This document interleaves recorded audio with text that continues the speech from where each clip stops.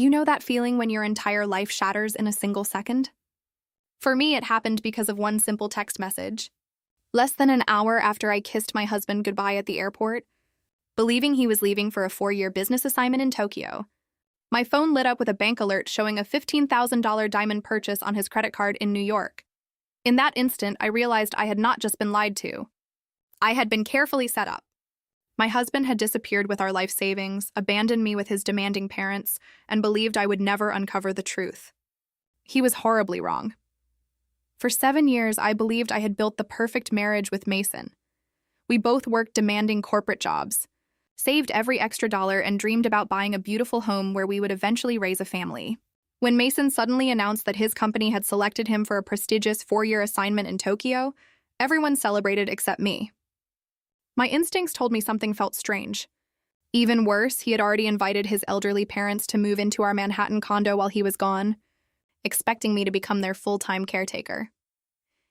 The morning I drove Mason to JFK, he hugged me tightly, promised he loved me, and begged me to take care of his parents until he returned.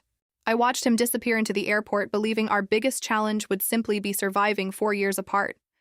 I had no idea that my marriage was already over before his flight was even supposed to leave. Everything changed when my bank sent me a fraud alert. Someone had just spent $15,000 on diamond jewelry using one of the platinum cards connected to our joint account. The purchase had been made on 5th Avenue in Manhattan. My husband was supposedly boarding a flight to Japan, yet somehow his card was being used at one of the most expensive jewelry stores in New York. Instead of panicking, I immediately froze every credit card connected to our accounts. That single decision would destroy the fantasy life he had secretly built behind my back. As I reviewed our finances, horrifying discoveries kept appearing. There were expensive restaurant bills, luxury clothing purchases, and dozens of suspicious bank transfers spread over several months. Individually, they looked harmless, but together they revealed that nearly $90,000 of our savings had quietly disappeared into the account of a young woman named Chloe, a former intern from Mason Company. Every dream we had worked toward had been stolen right under my nose. I contacted my closest friend Ethan, who worked in cybersecurity, and asked him to help me find Mason. Less than 24 hours later, he called with proof that shattered whatever hope I still had. Mason had never gone to Tokyo. He was relaxing at an exclusive 6-star resort in Maui with Chloe. The photographs showed them laughing together beside the ocean while she proudly wore luxury, jewelry, and an expensive designer watch, purchased with the money we had spent years saving. While I was expected to cook and clean for his parents, my husband was enjoying the vacation of a lifetime with his mistress. My nightmare continued at home. Mason parents acted as though I existed only to serve them. They demanded meals, criticized everything I did, and expected complete obedience simply because their son had supposedly sacrificed everything for our future. The moment I established basic household rules, they accused me of being disrespectful and insisted the condo belonged entirely to Mason. They had no idea that I had already uncovered the truth about their perfect son. The following morning, I hired an experienced divorce attorney. Together, we uncovered undeniable evidence showing Mason had secretly transferred almost our entire life savings to Chloe over several months. We immediately filed for divorce and obtained emergency court orders freezing every one of his bank accounts, investments, vehicles, and credit cards. His luxury lifestyle collapsed before he even realized what had happened. To confirm everything beyond doubt, I visited Mason's office pretending I needed the address of his Tokyo branch. His company director looked completely confused because the company had no office in Tokyo. Instead, Mason had requested 2 weeks of vacation, claiming his wife was seriously ill and needed treatment in Boston. He had lied to me, lied to his employer, and even used my health as part of his deception. His company immediately opened an internal investigation that would eventually destroy his entire career.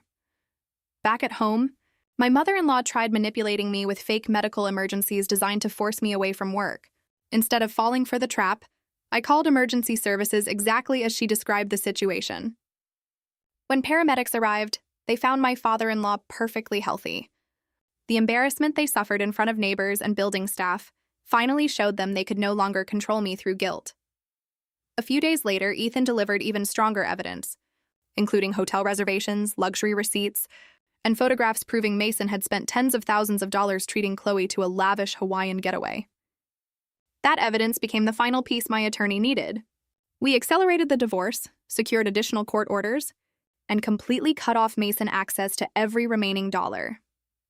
When I served eviction papers to my in-laws, they refused to leave and even changed the locks. 3 days later, I returned with law enforcement, building management, and professional movers. They were legally removed from my condo while I replaced every lock in the apartment. Even after everything they had done, I still paid for 1 week at an inexpensive motel and gave them money for food before sending them back to Pennsylvania. My kindness ended exactly where their entitlement began. Meanwhile, paradise turned into a disaster for Mason. Every credit card he owned was declined. The luxury resort demanded immediate payment. Chloe abandoned him the moment the money disappeared. Desperate for cash, he sold his expensive watch for only a fraction of its value and flew home in the cheapest seat available. When he landed, he discovered his apartment was gone. His parents had been evicted, his marriage had ended, and his employer had fired him after uncovering financial fraud that could eventually lead to criminal charges. Several weeks later, Chloe contacted me, completely broken.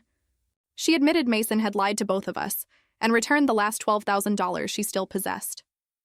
She also confessed she had ended her pregnancy because she refused to spend the rest of her life connected to a man who had destroyed everyone around him.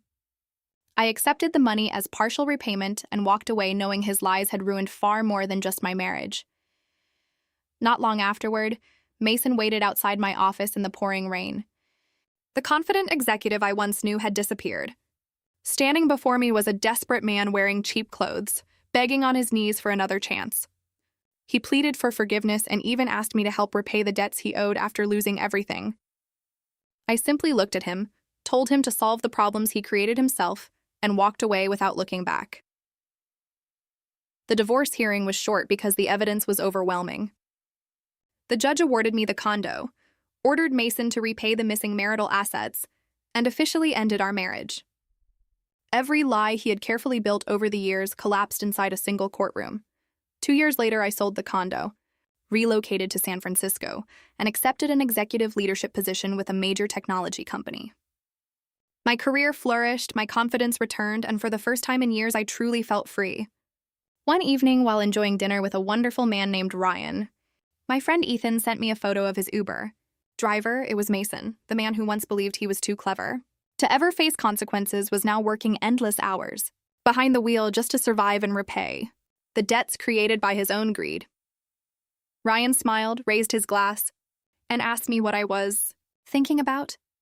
I smiled back without even looking at the photo again. Nothing important, because the greatest revenge was never destroying the man who betrayed me.